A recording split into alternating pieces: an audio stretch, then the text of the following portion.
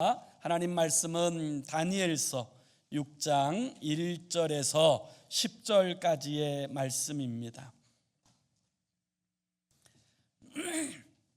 다니엘서 6장 1절에서 10절까지.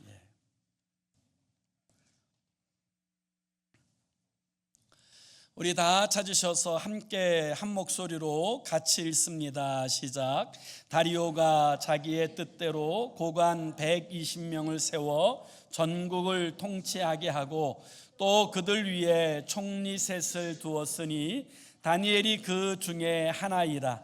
이는 고관들로 총리에게 자기의 직무를 보고하게 하여 왕에게 손해가 없게 하려 함이었더라. 다니엘은 마음이 민첩하여 총리들과 고관들 위에 뛰어남으로 왕이 그를 세워 전국을 다스리게 하고자 한지라. 이에 총리들과 고관들이 국사에 대하여 다니엘을 고발할 근거를 찾고자 하였으나 아무 근거, 아무 허물도 찾지 못하였으니 이는 그가 충성되어 아무 그릇됨도 없고 아무 허물도 없음이었더라. 그들이 이르되 이 다니엘은 그 하나님의 율법에서 근거를 찾지 못하면 그를 고발할 수 없으리라 하고, 이에 총리들과 고관들이 모여 왕에게 나아가서 그에게 말하되 다리오 왕이여 만수무강하옵소서. 나라의 모든 총리와 지사와 총독과 법관과 관원이 의논하고 왕에게 한 법률을 세우며 한 금령을 정하실 것을 구하나이다. 왕이여 그것은 곧 이제부터 30일 동안에 누구든지 왕 외에 어떤 신에게나 사람에게 무엇을 구하면 사자굴에 던져 넣기로 한 것이니이다.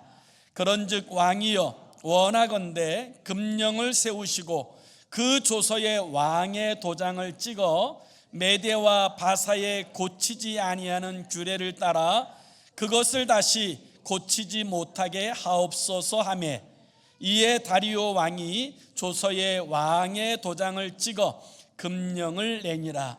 다니엘이 이 조서에 왕의 도장이 찍힌 것을 알고도 자기 집에 돌아가서는 윗방에 올라가 예루살렘으로 향한 창문을 열고 전에 하던 대로 하루 3번씩 무릎을 꿇고 기도하며 그의 하나님께 감사하였더라. 아멘. 다니엘은 주전 7세기의 유대 사람입니다. 그 당시에 유대 나라는 친애굽 정책을 폈었는데요. 이 친애굽 정책을 펴고 있던 그때 다니엘이 애굽과 싸워 승리한 후에 예루살렘으로 올라와서 예루살렘을 점령하였습니다. 그리고 나서는 이 예루살렘과 유대에 사는 사람들 중에 왕족이나 귀족, 그리고 좀 지혜롭고 뛰어나다고 여기는 모든 사람들을 다 포로로 끌고 갔습니다. 그렇게 포로로 끌고 간 이유는 이 유대 나라에 반란이 있지 않도록 선제 조치를 취하는 것이고요. 또 그리고 이 뛰어난 사람들 중에서는 구별된 사람들을 바벨론화 시켜서 이 바벨론의 일꾼으로 삼으려고 하는 그런 친화 정책의 일환이었습니다. 그때 바벨론으로 끌려간 사람이 바로 다니엘입니다. 우리는 이 다니엘에 관한 이제 말씀을 묵상할 때 아주 놀라운 일들을 보게 되어지는데요. 이 포로로 끌려갔다고 하는 이 이야기는 다른 말로 표현하면 노예로 사로잡혀 갔다라는 말과 같은 의미가 되어집니다. 그 노예로 끌려간 이 다니엘이 놀랍게도 이 바벨론에서 60년 가까이 총리로 활동하게 됩니다. 더 놀라운 것은 이 바벨론이 완전히 무너지고 그리고 새로운 나라인 메대와 바사 제국이 세워지게 됩니다. 이 메대와 바사 지역이 세워져서 다리오가 왕이 되었을 때에도 놀라운 것은 이 다리오가 이 다니엘을 으뜸 총리로 세웠다는 것입니다. 그리고 훗날 이 메대와 바사 제국마저도 무너지고 새로운 나라가 세워지는데 그 나라가 바로 바사 제국입니다. 오늘날로 페르시아라고 불려지는 그런 제국이 세워지지요. 그때도 고레스는 이 다니엘을 총리로 세웁니다. 이건 정권이 바뀌는 차원의 문제가 아니라 나라가 완전히 뒤집혀서 왕조가 바뀌고 완전히 새로운 왕들이 세워짐에도 불구하고 이 다니엘이 사는 날 동안에 모든 왕들이 다니엘을 총리로 삼았다는 거예요. 여러분, 어떻게 노예로 팔려왔던 이 소년이 이런 놀라운 일의 주인공이 될 수 있었을까요? 성경은 그가 하나님의 은혜를 얻었기 때문이라고 이야기합니다. 그래서 이 성경에 보면 다니엘에 관한 이야기가 등장할 때 계속적으로 등장하는 한 단어가 있는데요, 저는 그것을 하나님이 다니엘을 부르시는 애칭이라고 그렇게 생각을 합니다.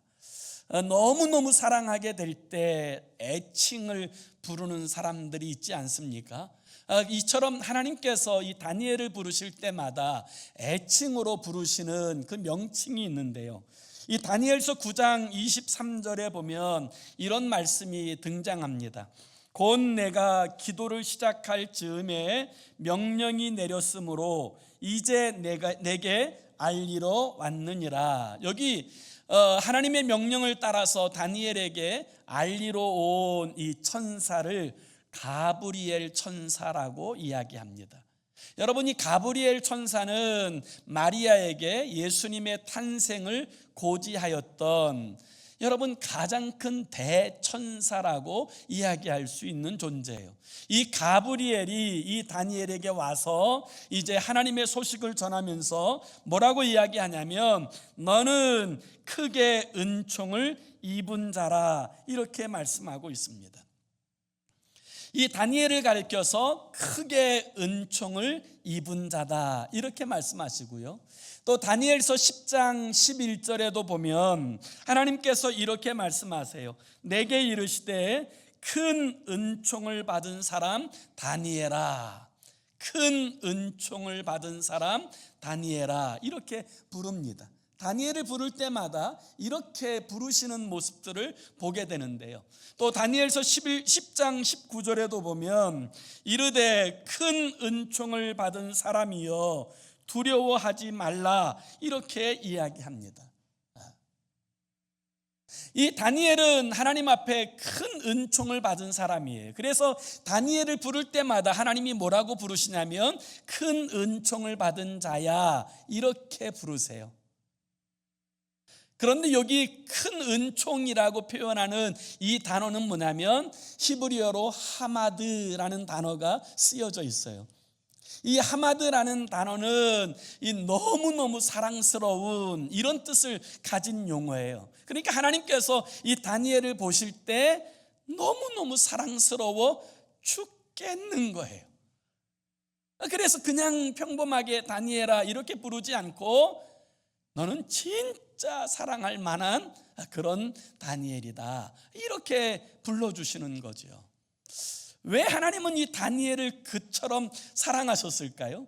왜 큰 은총을 베풀어 주셨을까요? 이 다니엘서를 보면 명확한 정답이 나오는데요, 그 이유는 이 다니엘이 하나님 앞에서 하나님의 뜻대로 살려고 결심하고 그리고 그 결심을 따라 행하여 살았기 때문입니다. 사실 많은 사람들이 이 세상을 살아가게 될 때 어떤 방향으로 어떤 목적을 가지고 어떤 결단을 가지고 살아가지 않는 사람들이 의외로 많이 있습니다. 어떤 결심을 하고 살아가는 사람들 중에도 그 결심이 도중에 깨어지고 무너지고 그러다가 나중엔 자기 마음대로 살아가는 사람들도 많이 있지요. 그런데 다니엘은 하나님 앞에서 그렇게 하나님의 그 뜻을 좇아서 행하여 살기로 결심하였을 뿐만 아니라 그 결단한 부분들을 끝까지 이루어 가기 위해서 최선을 다하는 삶을 살았기 때문에 하나님께서 이 다니엘을 보실 때마다 감동이 되는 거예요. 큰 은총을 받은 자여, 그렇게 애칭으로 불러주시는 거지요. 사랑하는 여러분, 그리스도 예수의 사람들은 이 세상을 살아가게 될 때 하나님 앞에서 저는 거룩한 결단을 가지고 살아가야 된다고 믿습니다. 우리 주님께서 기뻐하시는 건 나도 기뻐하고, 우리 주님 기뻐하시지 않는 건 나도 기뻐하지 않겠다, 이런 마음의 결심을 가지고 하나님 앞에 결단하며 살아가게 되면 우리도 큰 은총을 받은 자로 살아가게 되어질 줄로 믿습니다. 우리가 예수 믿는 바에야 제대로 예수 믿고, 하나님께서 기뻐하시지 않는 잘못된 습관들, 술, 담배, 마약, 도박, 이런 잘못된 습관들을 다 버리고 좀 하나님과 더 친밀하게 결심하였다면 더 가까이 나아가려고 힘쓰고 애쓸 때 주님께서는 감당할 수 있는 은혜를 주시고 또 우리에게 큰 은총을 받은 자라고 축복하여 주실 줄로 믿습니다. 성경은 하나님의 사람들이 심지가 견고하여서 그 믿음대로 살려고 할 때 그를 평강하고 복이 있다고 말씀하셨어요. 그래서 이사야서 26장 3절에도 보면 주께서 심지가 견고한 자를 평강하고 평강하도록 지키시리니 이는 그가 주를 신뢰함이니이다 라고 말씀하고 있어요. 오늘 우리는 이 다니엘에 관한 이야기를 통하여 우리가 뭘 결단해야 되는지, 그리고 우리가 결단하여 살아가게 될 때 하나님께서 어떤 은혜를 베풀어 주시는지에 대하여 함께 주의 말씀을 묵상하고자 합니다. 뭘 결단하며 살까요? 그 첫 번째는 하나님만 섬기기로 결단하며 살아야 되는 줄로 믿습니다. 하나님만 섬기기로 결단하여 사는 것입니다. 다니엘은 우상의 나라인 바벨론의 포로로 끌려갔지만 그는 어디에 있든지 나는 하나님만 섬기겠다고 결심하였어요. 이게 중요합니다. 어느 곳에 있든지 하나님만 섬기겠다라고 그렇게 결심하였어요. 그리고 이제 그가 끌려갔는데 놀랍게도 이 바벨론 왕 느부갓네살이 이 다니엘을 그 왕실 학교로 불러주었어요. 여러분, 이 왕실 학교에 들어왔다고 하는 것은 특권입니다. 그가 그곳에서 잘 생활하기만 하면 그가 그 큰 나라 바벨론에서 큰 자리도 관직도 맡고 이 편안하게 살 수 있는, 여러분, 그런 기회를 얻는다고 하는 것이 특권 아닙니까? 노예로 팔려왔는데 이 한 나라의 큰 관직을 맡는다, 이건 대단한 특권이지요. 그리고 이 느부갓네살은 이와 같이 지혜로운 청년들, 아이들을 특별하게 대우하기 위해서 이 왕의 진미를 그들에게 베풀게 하고 왕이 마시는 최고급 포도주를 그들도 마실 수 있는 특권을 허락해 주었어요. 그러니까 이 바벨론에서는 이 왕실 학교에 있는 사람들에게 왕의 관심이 집중되어져 있고 왕이 모든 것을 다 베풀어 주고자 하는 그런 마음을 알 수 있었을 거예요. 그런데 다니엘이 그 왕실 학교에서 제공되는 왕의 진미를 거절합니다. 왕의 포도주를 마시지 않습니다. 왜 그럴까요? 그 이유는 그 왕의 진미라고 불려지는 모든 음식들이 바로 우상에게 절하고 우상의 제물로 드렸다가 자신들에게 돌아오는 것인 것을 알았기 때문이에요. 그래서 이 다니엘은 결심합니다. 뭘 결심해요? 다니엘서 1장 8절에 보면 다니엘은 뜻을 정하여 왕의 음식과 그가 마시는 포도주로 자기를 더럽히지 아니하리라 하고, 이 다니엘은 하나님만 섬기기로 뜻을 정하였던 것입니다. 그래서 왕실 학교에서도 그 왕의 호의를 다 거절하고 그곳에서도 하나님만 섬기고 거룩하게 살기로 결심하는 이 일은 여러분 다니엘에게 매우 위험한 일이었습니다. 그 일이 발각되어지면 그는 왕실학계에서 쫓겨났을 거예요. 또 왕의 호의를 거절한 사람에 대해서는 여러분 목숨을 부지할 수 없을 만큼 위험한 일이었던 것도 사실입니다. 그럼에도 불구하고 이 다니엘은 오직 하나님만 섬기겠다, 그 일을 결심하고 결단하고 행하였다라는 거예요. 오늘 우리도 마찬가지예요. 우리가 정말 하나님을 믿기로 결심하였다면 하나님만 섬기시기를 바랍니다. 그것이 진짜 신앙이에요. 하나님께만 뜻을 두고 살아가는 것, 이것이 진짜 신앙이에요. 엘리야의 때에 이스라엘 백성들, 하나님 나라의 백성이라고 불려지는 이 이스라엘 백성들은 하나님과 우상 사이에서 머뭇머뭇하였습니다. 그때 엘리야는 그 이스라엘 백성들을 향해서 이와 같이 말합니다. 너희가 어느 때까지 둘 사이에서 머뭇머뭇하려느냐? 여호와가 하나님이시면 하나님만 섬기고 바알이 하나님이시면 그를 섬길 것이니라. 하나님의 백성이라고 불려지는 이스라엘 백성들이 하나님과 우상 사이에 머뭇거리는 동안에 하나님의 제단은 다 무너지고 그리고 하늘문은 닫혔습니다. 오늘도 마찬가지예요.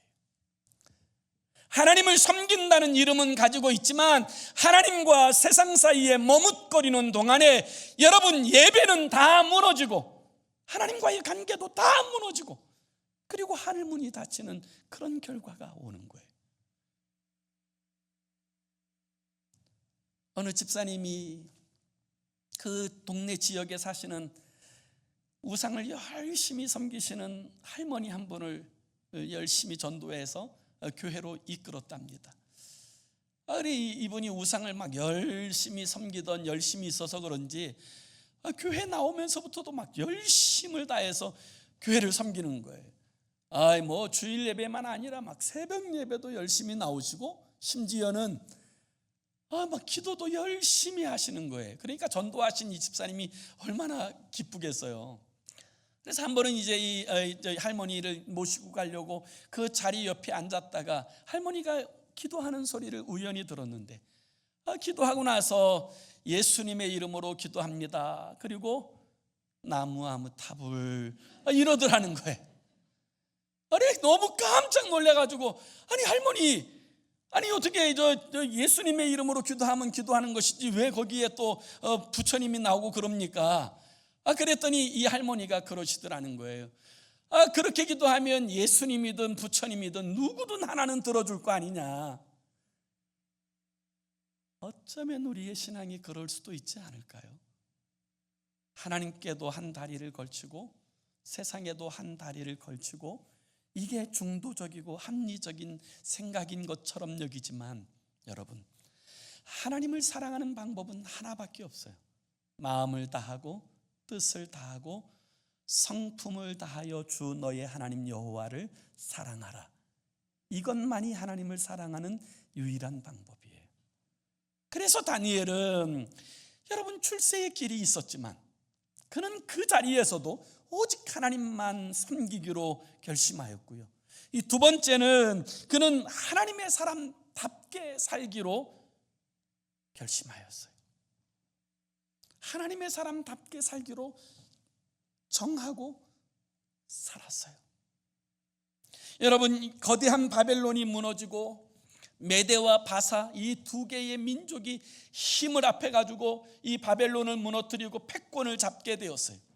그래서 이제 이 메대와 바사가 제국을 이루게 되었는데 이 제국을 이루고 이제 그 자리에 앉은 사람이 바로 다리오라고 하는 왕이에요. 그 왕이 그 자기의 나라 120도를 다스리는 120명의 고관들을 세우고 그리고 그 고관들 중에서도 특별히 가장 뛰어난 3명의 총리를 세웁니다. 그리고 그 3명의 총리 중에서도 다니엘을 으뜸 총리로 세워서 전국을 다스리게 합니다. 그러자 아니 듣도 모도 못한 그 이제 곳에서 끌려온 포로가, 노예였던 그 자가 이 큰 제국의 또 총리가 되어진다는 이 사실에 대하여 다른 총리들과 이 120들 고관들이 시기하기 시작합니다. 그래서 그때부터 어떻게 하면 저 다니엘을 끌어내릴 수 있을까? 그때부터 이 다니엘에 대하여 면밀한 조사가 들어갑니다. 혹시 그 천한 노예가 총리가 되고 난 후에 바람은 피우지 않았는지, 혹시 뇌물은 받지 않았는지, 혹시 못된 짓은 하지 않았는지, 여러분 아주 다각도로 조사하고 조사하는데 놀라운 것은 흠을 잡을 만한 일이 없는 거예요. 왜 흠을 잡을 만한 일이 없을까요? 하나님의 사람답게 살기로 결심하고 그렇게 살았기 때문이에요. 하나님의 사람답게 산다는 것이 뭐예요? 성경은 하나님의 사람답게 산다는 것은 내 마음과 육체에 원하는 것대로 사는 것이 아니라 하나님의 성령의 인도하심을 쫓아 살아가는 것, 이게 하나님의 사람답게 사는 방법인 줄로 믿습니다. 그래서 오늘 본문 3절을 다시 한번 보세요. 오늘 본문 3절에 보면 이렇게 이야기합니다. 다니엘은 마음이 민첩하여 총리들과 고관들 위에 뛰어남으로 왕이 그를 세워 전국을 다스리게 하고자 한지라. 여기서 민첩하다라는 이 단어의 뜻이 뭐냐면, 이 원어의 뜻이 뭐냐면 아주 놀라운 영을 소유하였으므로, 이런 뜻이에요. 다시 말하면 이 다니엘이 이렇게 놀라운 지혜를 가지고 이렇게 살아갈 수 있었던 그 이유는 그가 하나님의 성령에 감동되어 살았기 때문이라는 거예요. 자기의 머리에서 나온 게 아니라 하나님의 성령의 다스리심 아래 순종하며 이끌림 바 되어질 때 어떤 사람도 그를 감당할 수 없는 지혜롭고 복된 사람이 되었다는 거예요.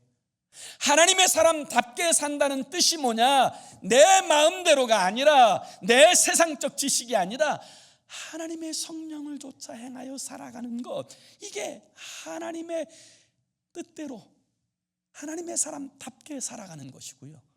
이 두 번째는요, 거룩하게 살아가는 거예요. 거룩하게 살아가는 거예요. 그래서 오늘 본문 4절에 보면 이렇게 말씀합니다. 이에 총리들과 고관들이 국사에 대하여 다니엘을 고발할 근거를 찾고자 하였으나 아무 근거, 아무 허물도 찾지 못하였으니 이는 그가 충성되어 아무 그릇됨도 없고 아무 허물도 없었음이더라. 아멘. 여러분, 이 다니엘이 이렇게 살 수 있었던 이유는 그가 하나님의 사람답게 살기로 결심했기 때문이에요. 이게 중요합니다. 여러분, 사람은 높아지면 교만해지고요, 교만해지면 죄를 짓는 거예요. 근데 다니엘은 아무리 높은 자리에 수십 년 동안 총리로 있었을 때에도 아무 허물을 찾을 수 없을 만큼 철저하게 하나님을 두려워할 줄 알았고 철저하게 하나님의 사람답게 살고자 하였던 거예요. 그래서 하나님께서 다니엘을 향하여 큰 은총을 받은 자요, 너는 너무너무 사랑스럽다, 너는 너무너무 귀하다, 너는 너무너무 흠모할 만하다, 이렇게 말씀하시는 거예요. 내 마음대로 살면서 하나님이 나와 함께 하신다, 이렇게 이야기하면 안 돼요. 우리가 정말 하나님의 사람이라면 하나님의 사람답게 살아야 되는 줄로 믿습니다. 그것이 복된 길의 첩경이에요. 우리가 결심해야 될 여러분 세 번째 결심은 무엇이냐면, 여러분 절대로 하나님 앞에 절대 감사하기로 뜻을 정하고 살아야 되는 거예요.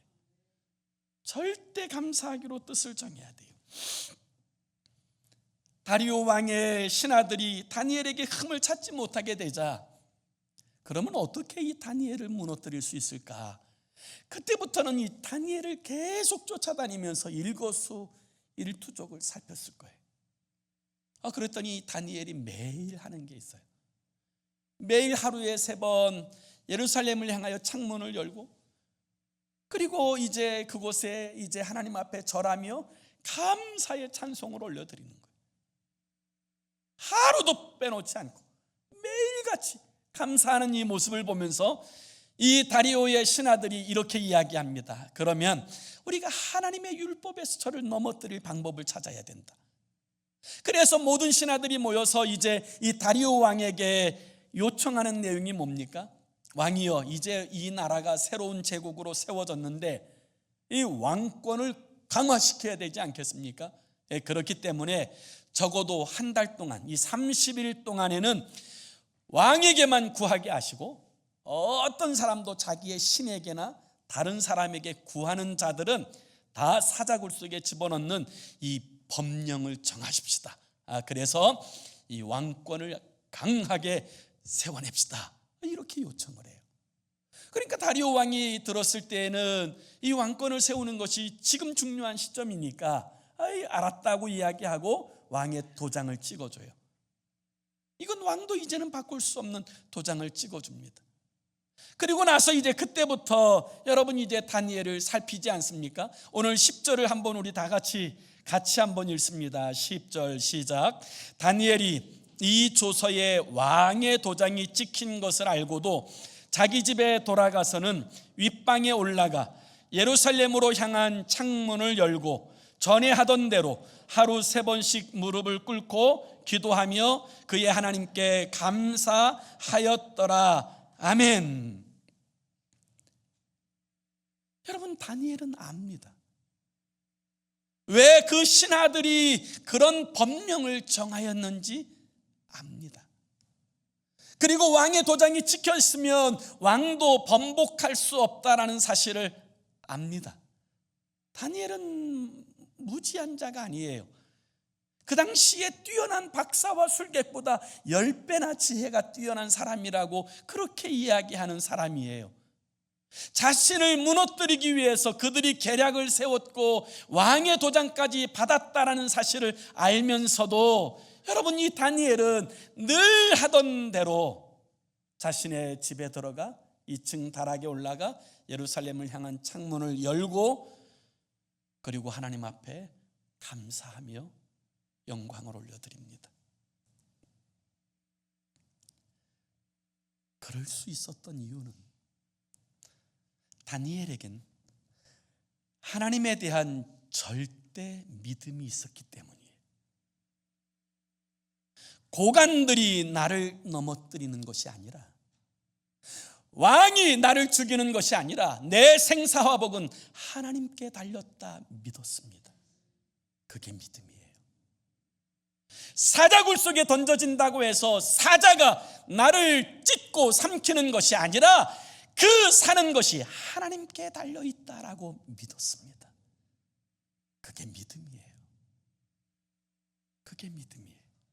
그래서 절대 감사는 절대 믿음이 있어야 가능한 거예요. 반대로 이야기하면 믿음이 없으면 여러분 감사할 수 없어요. 감사할 수 없어요. 예수님은 절대 감사를 드립니다.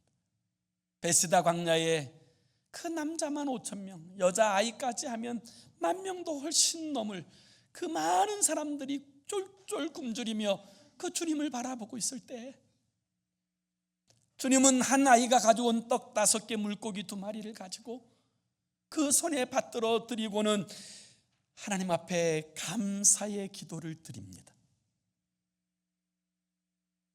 기적이 일어나서 감사하는 것이 아니에요. 감사하였기 때문에 하나님의 영광이 드러나는 거예요. 그 사랑하는 나사로가 죽었다는 이야기를 듣고 그 애통해하는 그 사람들의 그 사이에 서서 돌문을 옮겨 놓으라고 말씀하신 후에 아직도 죽어있는 그 삶의 자리에서 이 예수님은 감사의 기도를 드립니다. 아버지, 내 말을 들으시니 감사합니다. 이걸 절대 감사라고 얘기해요. 이걸 선불 감사라고 표현하는 분도 계시더라고요. 후불 감사가 아니고 어떤 조건이 있고 뭐 어떤 일이 있고 뭐 어떤 은혜가 있고 어떤 역사가 있고 뭐 어떤 기적이 있고 그 다음에 감사하는 후불 감사가 아니라 먼저 감사하는 거예요. 왜? 하나님의 주권을 믿습니다. 하나님께서 역사하실 것을 신뢰합니다. 이 믿음 때문에 감사하는 거예요. 지금 다니엘이 그런 감사 아닙니까? 자기는 영락없이 사자굴 속에 던져질 존재인 것을 압니다. 그때 여러분 사단이 얼마나 미혹했겠어요. 다니엘 30일만 참아. 너 기도하는 거 좋고 감사하는 거 다 좋은데 네가 지금 유대인의 희망 아니냐? 유대인의 등불 아니냐? 네가 사자굴 속에 잡혀 들어가면 이 유대인들은 어떻게 하란 말이야. 그러니까 30일만 참아. 30일만 기도 안 하고 그 다음에 하면 되잖아. 아니면 문을 꼭꼭 닫고 골방에 들어가서 또 혼자 몰래 기도하면 누가 알겠어? 여러분 사단이 전 틀림없이 이렇게 유혹하였으리라고 생각을 해요. 그렇지만 여러분 이 다니엘은 하나님을 믿습니다. 하나님의 주권을 믿습니다. 우리의 죽고 사는 것이 환경이나 사람이나 상황에 달려있지 않고 하나님께 있음을 믿습니다. 그렇기 때문에 그는 그 상황에서도 어떤 환경에서도 어떤 사람들 앞에서도 감사할 수 있었던 거예요. 이게 절대 감사예요. 오늘 우리가 회복해야 될 감사가 여러분 이 감사예요. 후불제 감사가 아니라 먼저 감사하면 하나님께서는 그 감사에 역사하여 주시는 줄로 믿습니다. 여러분 육적으로 한번 생각해 보세요. 이 다니엘이 육적으로 생각해 보면 내가 하나님을 이렇게 일평생 이렇게 섬겼는데 내게 이런 시련을 주시나 이런 어려움을 주시나 여러분 불평하고 원망할 수 있지 않습니까? 그럼에도 불구하고 다니엘은 하나님을 알았어요. 하나님을 믿었어요. 하나님의 주권을 신뢰하였습니다. 그래서 그는 환경과 상황과 상관없이 하나님 앞에 절대 감사를 드리는 거예요. 역대하 20장에 보면 여호사밧이 그 주변의 국가들인 모압, 암몬, 마온 여러 나라들이 연합군을 형성해서 이 유대를 무너뜨리려고 쳐들어왔는데 그래서 자신이 어떻게 할 수 있는 일이 아무것도 없을 때 하나님의 사람이 이렇게 권면해줘요. 하나님, 이 전쟁은 하나님이 함께 하실 것입니다. 그 말을 듣고는 이 여호수아는 근심하고 걱정하지 않고 오히려 칼과 창을 앞세워 전쟁터에 나가는 것이 아니라 성가대를 세우고 그리고 나서 이 성가대들과 함께 앞에 나아가서 하나님께 감사의 찬송을 드렸을 때 하나님의 역사가 일어난 줄로 믿습니다. 오늘도 마찬가지예요. 감사는 여러분 먼저 하는 거예요. 먼저 하고 보는 거예요. 그럴 때 하나님이 일하세요. 하나님은 하나님의 하나님 되심을 인정하는 자에게 하나님 되심을 나타내시는 하나님이세요. 그 하나님을 신뢰할 때 우리는 감사하는 거예요. 결국 이 다니엘은 그 사람들의 모함 때문에 사자굴 속에 던져집니다. 그렇지만 사자는 입도 벌리지 못해요. 그리고 이 다니엘이 그 다음 날까지 살아나게 되자 다리오 왕은 이 다니엘을 모함했던 모든 사람들을 사자굴 속에 던져 넣습니다. 그리고 나서 이 다니엘이 하나님을 알아요. 하나님에 대하여 알게 되어져요. 그래서 여러분 우리가 읽지 않았습니다만 26절에 보면 이 다리오가 자신이 다스리는 모든 나라에 다 방백을 보내서 이 사실을 선포해요. 뭐라고 선포하냐면 그 중에 이렇게 말해요. 그는 살아계신 하나님이시요 영원히 변하지 않으실 이시며 그의 나라는 멸망하지 않을 것이요 그의 권세는 무궁할 것이며. 이게 여러분 이방 임금인 다리오가 고백하는 신앙 고백이에요.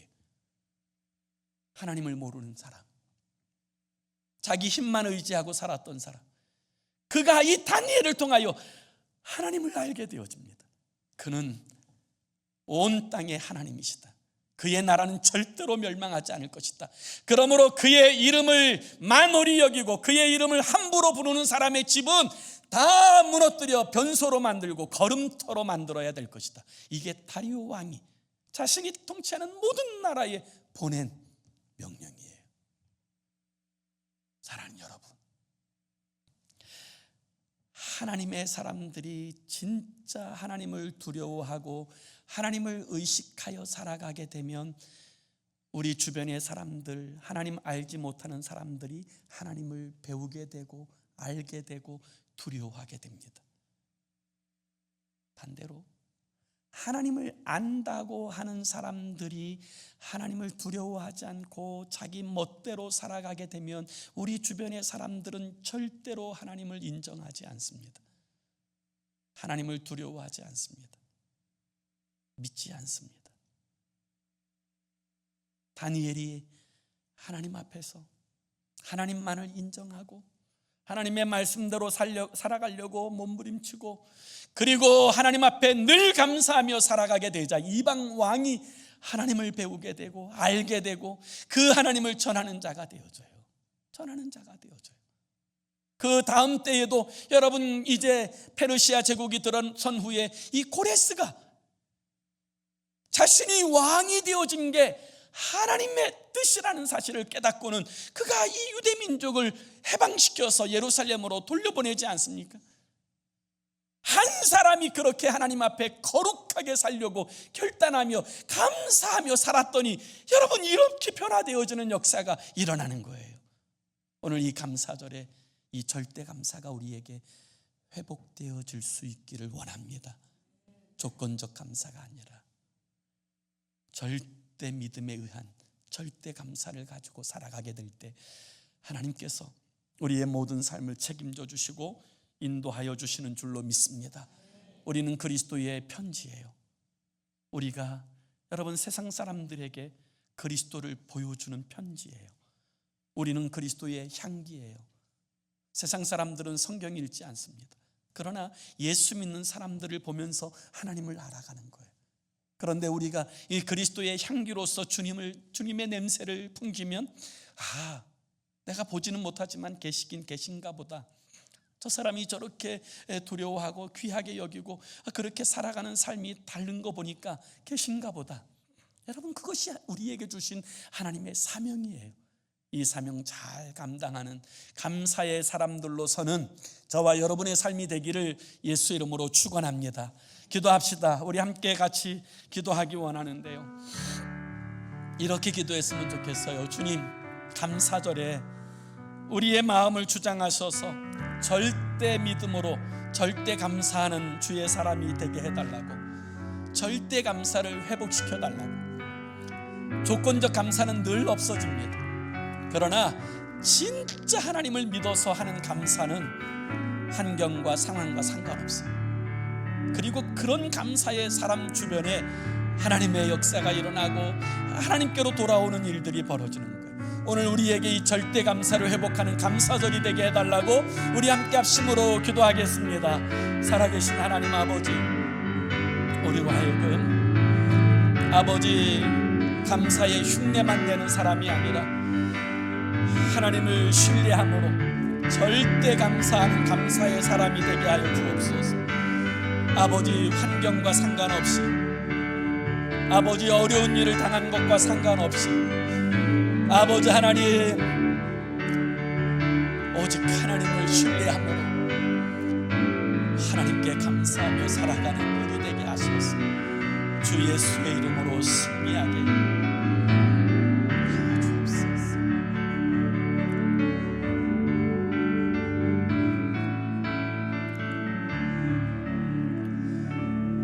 살아계신 하나님 아버지, 우리로 하여금 주님 앞에 진정한 감사의 사람이 되게 하여 주옵소서. 아버지, 조건에 따라서 감사하는 감사의 사람이 아니라 환경과 상황과 사람들과 그런 것 다 관계없이 우리 하나님 앞에 절대적으로 진정한 감사를 드릴 줄 아는 이 절대 감사가 회복되는 절기가 되게 하옵소서. 예수님의 이름으로 기도 올리옵나이다. 아멘.